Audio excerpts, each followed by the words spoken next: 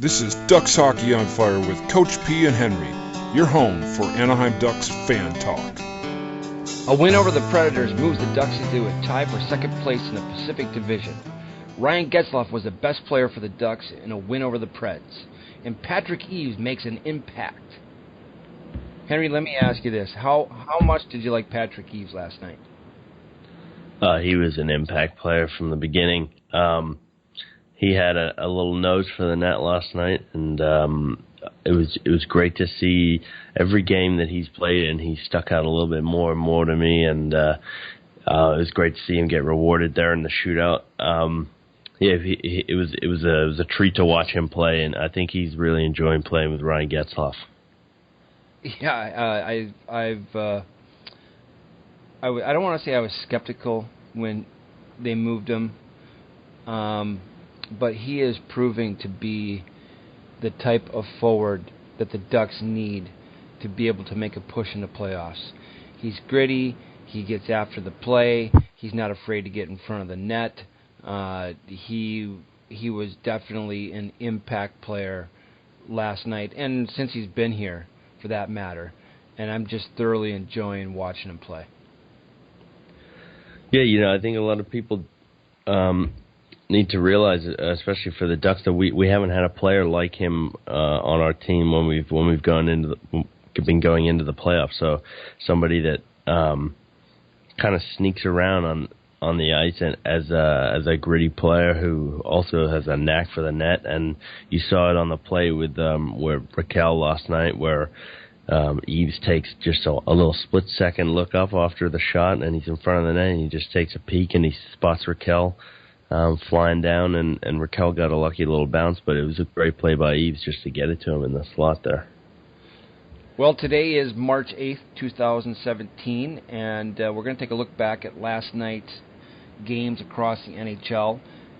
There's obviously several games that had effect on what was going on with the Anaheim Ducks. And probably the first one is the St. Louis Blues go to Minnesota and get a win in the XL Energy Center. A huge win for the Blues.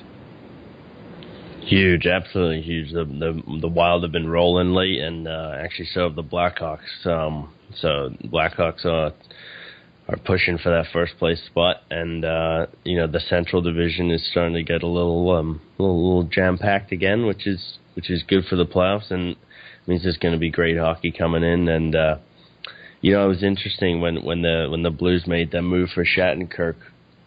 You and I had spoken about it a little bit. It was kind of confusing as to why they did that, because St. Louis were, on the verge of a playoff spot, and they're right in the mix now, and so. They're getting it done without one of their best guys on the back end, and that's a tough building to go in Minnesota and get 2 points. So that was cool to see for them. I'm happy the Oilers lost to the Islanders. Yeah, so another game that directly affects what's going on. The Islanders go into Edmonton and basically, just take care of business is what they did. They had even attack throughout the whole game, and even a scoring throughout the whole game. 1 in the first, 1 in the second, and 2 in the third, and that was the story right there. It's awesome to have this kind of race, especially for us. It tightens things up, and now we're tied for second, and some 2 big games coming up here on the road, and I think this win, especially, we'll talk about it in a minute, but the leadership from Ryan Getzlaf, I think this really could be a pivotal game for the Ducks going forward. And then, of course, I was keeping my eye on the Canucks game last night. The Canadians go into Vancouver and win one in overtime. Again, I think the Canucks have found a little bit of a recipe to play good hockey, and obviously they played a strong Canadian team, and they still get a point out of it. So I'm going to keep tabs on the way they're playing. Yeah, definitely. You got, even though they're not really in a position to make a push for the playoffs, you got to love the tenacity that the Canucks are still playing with. You hate to see a team sort of throw in the towel early in the year. I think Colorado a bit guilty of doing that, although they had a nice win last Yep. night. So the Hurricanes visit the Pepsi Center in Denver, and the Avalanche win 3-1. Big game. Yeah, it's a big game. Big game between two teams that are kind of struggling for some points. I think that the Canes are having a better year than everybody expected, I think. But yeah, anytime the Abs get a win at all this year, I think they're happy. So. And then the Flyers go into Buffalo and get a 6-3 win. Although the bright spot for the Sabres at this point is the play of Jack Eichel, who has 3 points last night, a couple goals. So he keeps trying to keep pace with the young guns of the league, whether it's Connor McDavid, Austin Matthews, Patrick Laine. He is making the score sheet every night. And guess who his favorite player is? It's Ryan Getzlaf. Yeah, that's right. I forgot about that. So that's cool to see him kind of emulate his style. And I mean, it might come naturally because he is his favorite player. But Eichel, he really does play like Ryan Getzlaf. He's a bit more of a shooter, first kind of guy, but he is an amazing playmaker. And oh boy, I'm excited to see him grow into bona fide NHL player. Well, they play for. Not sure how tall Eichel is, but they both play, I don't want to say an upright game, but when they have the puck on their stick, their chests are very upright, and they can view the ice and see the ice, which makes them both very dangerous playmakers. Exactly, and they're both big physical presence, which is intangible in the game today, and for two guys that want to be leaders on the team, you can never go wrong with that. And then the Rangers go into Florida and get a 5-2 win there. Yep, I'm pretty peeved about that one. I'm not. As I said last time, I'm not a Rangers fan at all. I don't really like the push they're making here. They're a great team, but yeah. Well, Vanek hits the scoreboard for Florida, so that's obviously turning out to be a potential turnaround for him. Yeah, it's kind of a new move for him. I think once he realized that Detroit were not going to make the playoffs for the first time in 26 years or whatever it is, I think he kind of needed a new scene, and why not go to a place where there's no income tax and bury a few goals to end the season. 3 games on the slate tonight. Senators travel to Dallas. Pittsburgh travels to Winnipeg. And then Detroit travels to Boston. Yeah, I'm excited for the Pittsburgh game. I think Patrick Laine has been playing really well ever since he's came back from that concussion. And to see him go up against Crosby and Malkin, it's going to be a heck of a showdown for sure. What do you think? Any other games you're particularly focused on? Tonight, we're going to get some rest here for the Ducks, and after getting 2 points last night, which was huge, I think that's what I'm thinking about right now. Is the Ducks taking a little bit of time here to kind of refocus again and get ready to play. I think there's some issues to clean up in the Ducks game, and I'm just kind of looking through some of the stats here this morning and last night, and a couple of things that really kind of stick out to me for the Ducks right now, and something that Randy Carlyle and his coaching staff have to address if we're going to make any kind of push here is we had 10 giveaways last night, and Nashville does a good job. They had 9 takeaways. But those turnovers were 2 of them in the neutral zone were direct results in goals. Yep, and the first goal that stuck out to me, which was just awful, was actually the shorthanded goal that was. I mean, it was a turnover on a poorly executed entry on a power play, and that's a prime example of just not getting the puck deep and putting pressure on the D-man and going to work. Getzlaf fumbled the play at the blue line, kind of tried to force the play to ease on the wing and turn it over and Forsberg goes the other way and buries it. But after that, I think Getzlaf, well, he'd been playing well throughout the game, but I think he switched it on a little bit once he saw the lackluster play of the team around him. Well, I have to make mention of Pekka Rinne's performance in net last night. The shots were 42 for the Ducks and 27 for Nashville. He made some huge saves in the third period. Even some stick to the puck to the corner type things that really kind of diffused any real opportunity. Maybe a first shot and then it redirected to the corner, or bounced off somebody and then went to the corner. He is a high-end goaltender in the NHL, and he is a huge part of why Nashville has success. Now, I'm not putting their play down, but anytime they make a mistake, he is there to help out. Yeah, and people underestimate his size too. I mean, you forget Pekka Rinne 6'5", 220. He's a big guy, takes up a lot of the net, and it's crazy. This guy was drafted 258th overall in the 2004 draft, and he's a top 5 goalie in the NHL every year. So you're right in saying that he's an absolute crucial part of the Preds team, and if they want to go anywhere deep in the playoffs, Pekka Rinne has to be healthy and he has to be good. So let's take a look through the score sheet in the game last night. The Preds jump out to a 2-0 lead on a goal, the first goal by Colin Wilson.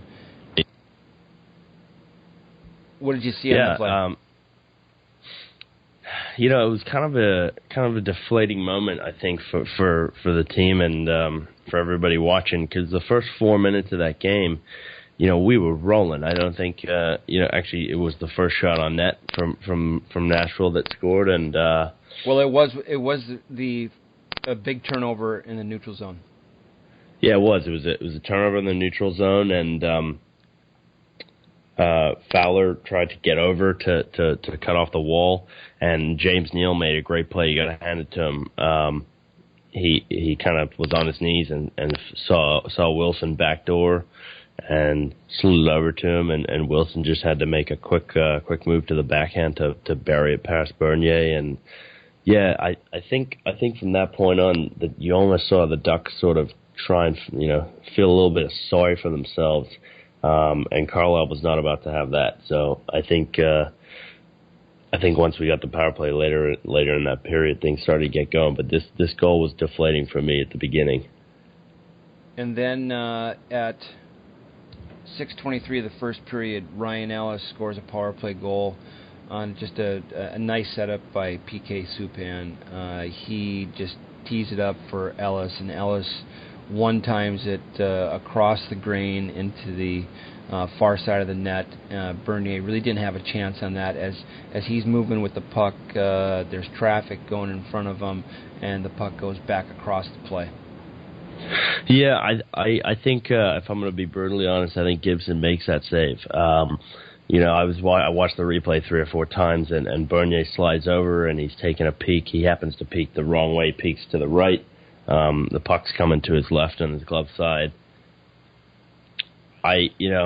Bernier's he was solid last night, but that's a goal. I think he needs to be in a better position to save. Not taking anything away from the shot from Ryan Ellis and the pass by Subban. It was a great play, but those are the sort of shots that you would like to have stopped if we can. No doubt. On the penalty kill, your best player has to be your goaltender.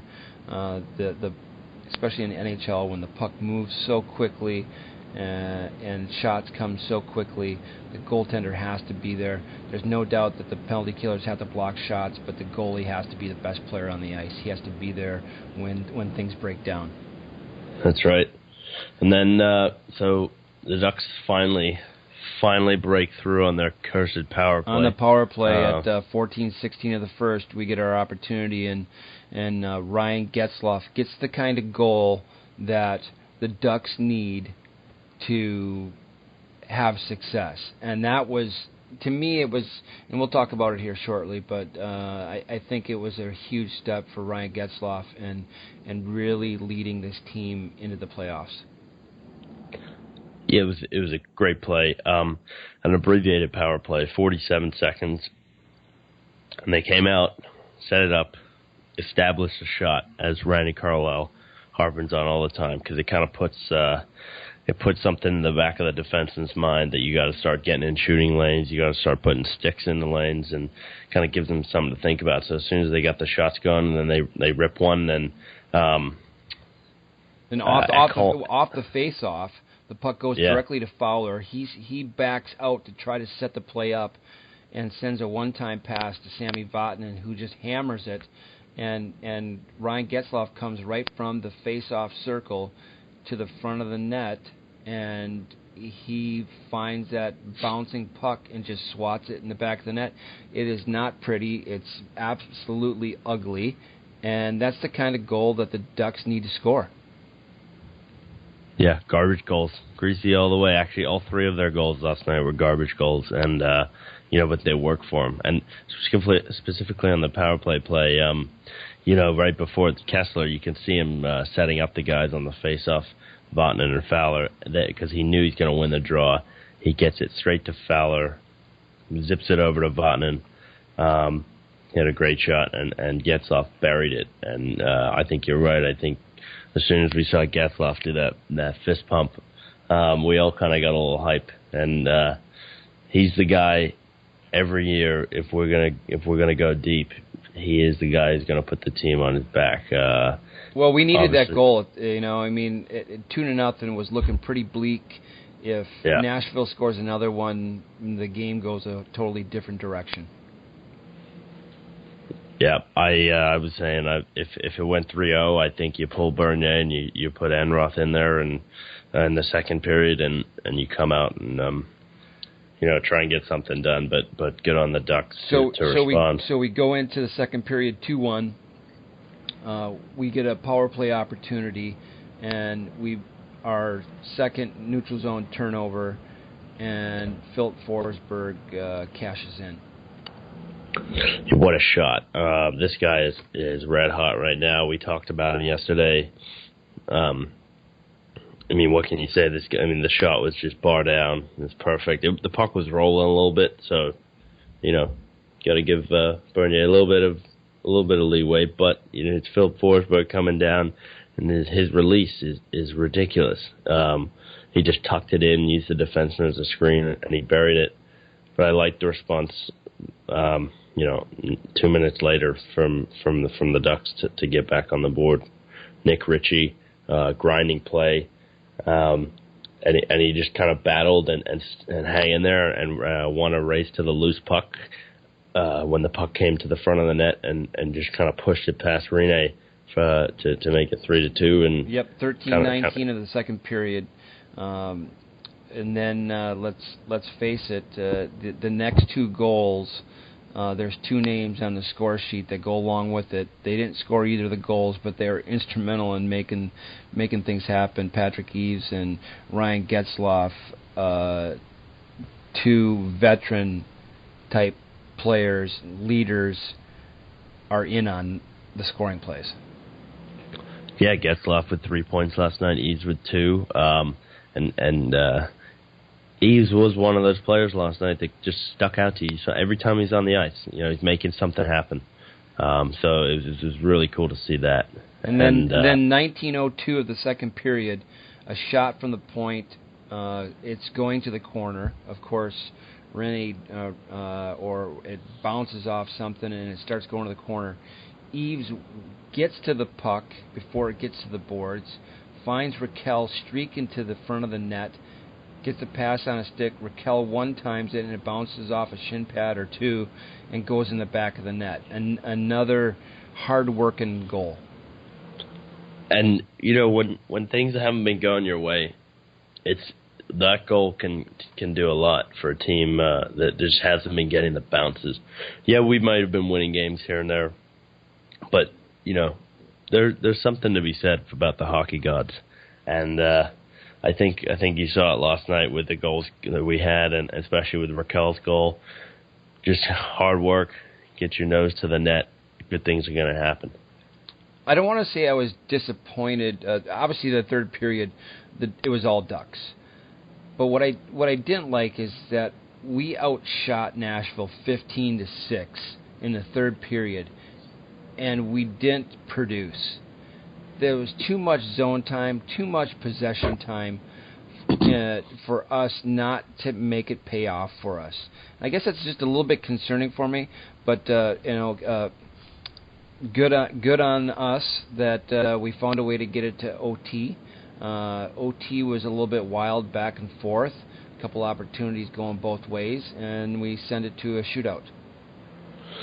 Yeah, I think the game, was kind of going that way. It was funny. Brian Hayward made a comment towards the end of the second period, and he goes, there are way too many scoring chances, folks. I don't think this one, is going to overtime. And I think we all kind of believed that. I thought it was maybe going to be 5-4 or something to 6-5. I thought it was going to be a high-scoring game, and the third period would, be even more intense. But, lo and behold, 3-3 going into overtime, and the Ducks this season have not been great in overtime, but recently we haven't played a lot of overtime too, so I think that's in the back of their heads. They don't really care about that statistic if they haven't been losing recently. And you know what? It was a little helter-skelter, but we got to the shootout, and Bernier, put on a show in the shootout. So did Pecorine, for that matter. Yeah. Because Silverberg goes first, and Rennie makes a save. Then Ellis goes, Bernier makes a save. Getzlaf goes, Rennie makes a save. James Neal goes, Bernier makes a save. At that point, I'm going, oh my goodness, this could go forever. Took 5 shooters. Yeah. And then Raquel misses, Forsberg misses, and then Perry comes out, and I thought he was going to bury, and I thought he had the right approach. He was trying to go 5-hole. Puck bounced off the blade of Rennie sticking into his pad. And then Victor Arvidsson goes, and Bernier makes a save. And then one Mr. Patrick Eves steps up to the plate and walks right down Broadway and shoots to the blocker side of Rennie and right over the top of his pad, underneath his blocker, and buries it in the back of the net. What a shot. Every game Eves plays, I'm getting more excited. He's just proven that he's a team player, and it doesn't matter where he is, he's going to come out every night and play hard for you. And it's amazing. I mean, can you believe this guy? He's 32, going to be 33 this year, and he's having his best season of his life. I mean, that just goes to show you. I mean, there's something about old age, but it's about hard work. You put the effort in, and you're going to get rewarded. And I think some of our players need to take note of that. I think Corey Perry needs to step up. I think he's kind of doing all the right things, but he's one of those guys that's he's got to stop saying, as long as I'm getting my chances, things will come. Well, Corey Perry, they're not coming, buddy. So start doing something different. And then Ryan Johansson goes in, Bernier makes the save, and game over. 2 points for the Ducks. Huge 2 points, and we shut the door on that one, and we looked Thursday at the United Center in Chicago, the Madhouse on Madison, for a huge game between the 2015 Western Conference finalists. So one note on last night's game that I do want to make is, to have success down the stretch here, the Ducks are going to have to learn to win or tie special team play. And last night we lost because we were 1 for 3 in the PP. They were 1 for 5, but they got a shorthanded goal. So they outscored us 2-1 on special teams. And that's just from a coaching perspective, that's just a little stat there that coaches like to look at that kind of indicates where your team is at. And if you're winning or tying special teams, more times than not, you're going to win. But if you're losing special teams, that's where things can get a little bit ugly. And the power play, too, has been brutal for the Ducks. So it's good to see that come through last night. The penalty kill, we're sixth in the league, 86%. And it's really good. It's been good. And I think that's in large part to the play of Andrew Cogliano and Ryan Getzlaf. But you're right. The majority of these big games that you see, 2-1, 1-0, 3-2, these one-goal games that go into the playoffs, go into overtime, 9 times out of 10, the difference is special teams. And even if there aren't goals produced, if you can put a team on the penalty kill for 8 minutes out of a game, that's 8 more minutes that you have over them that they're gassed. You've got guys running around the ice. Their top players, normally their hardest workers, are the penalty killers. So it's huge. I was just going to say that if you can put a team on the PK and they're using their top line guys to get the job done to try to kill off penalties, that means obviously more minutes for those players, which means less rest. And you get teams like that into a third period, and you have more energy than the other team. That bodes well for winning hockey games. Yeah. And just interestingly, I just kind of was looking more at the additional game info. Andre Kasha was with a healthy scratch last night, and I for Jared Boll, and Boll didn't play much, but I thought he added some oomph to the lineup. He dropped the mitts and had some big hits. I was just going to mention that both Boll and BX dropped the mitts last night to try to gain a little bit of energy there after things kind of went sideways a little bit. So I like that. I like the fact that the Ducks recognize that trying to get a little bit of energy maybe through a little scrum is an effective tactic in the National Hockey League still to this day. I know they've cut down on fighting in the game, but there is no doubt in my mind that a team can gain some energy by a guy going out there and I'm not talking about a stage fight, but I'm talking about you're in the heat of the moment, the heat of the battle. You don't like what's going on, and hey, things happen on the ice. Yep, boys will be boys, right? I think, and it's great to see that. Bieksa put a nice pummeling on. I think it was I don't know, Ekholm. I don't know, but he had a good scrap, and he kind of pinned him up against the boards and just kind of kept wailing on him. So that was cool to see, and hopefully we can continue this aggression and executed play into Thursday in Chicago. Well, let's talk about the play of Ryan Getzlaf. A huge leadership moment, I believe, for him. He gets on the score sheet. In my mind, he's the best player on the ice. He's involved defensively. He's involved offensively. And when the team really needed him, he gets himself on the score sheet. Yeah, he played amazing last night, and he's one of those guys that sort of everybody rolls around and carries the momentum and follows his example, whether he's dropping the mitts or he's getting in on the forecheck or he's coming back hard on a back check, little things like that. When you see them happen as a player, it makes you want to go out and play hard on your next shift. Well, obviously Randy Carlyle recognized that Getzey was having a great game, and Getzlaf was on the ice for 23 minutes and 53 seconds of the game last night. That's big minutes for a forward. If you're getting up over the 20-minute mark, that means you're involved in a lot of different things on the ice. Yeah, it shows a lot about the trust in Randy Carlyle, and good for him to recognize that Getzlaf needed those ice minutes, and he kind of challenged him a bit by putting him head-to-head against Ryan Johansson, and Getzlaf answered the call, and, he needs to do that the rest of the way here. Patrick Eaves, again, we mentioned it before. I'm going to talk about it here just shortly. He is making an immediate impact on the Ducks and his style of play. I just hope it rubs off on some other players, and I'm having fun watching him. I'm very excited he's here. Me too. He's he's a spark plug that's come in and done a lot of good stuff, and I think fans will be happy that Bob Murray didn't go out and shake up our roster too much, and instead just brought in a veteran guy who's confident. He's rolling right now and having the best season of his career. And it's nothing but positives for Patrick Eve.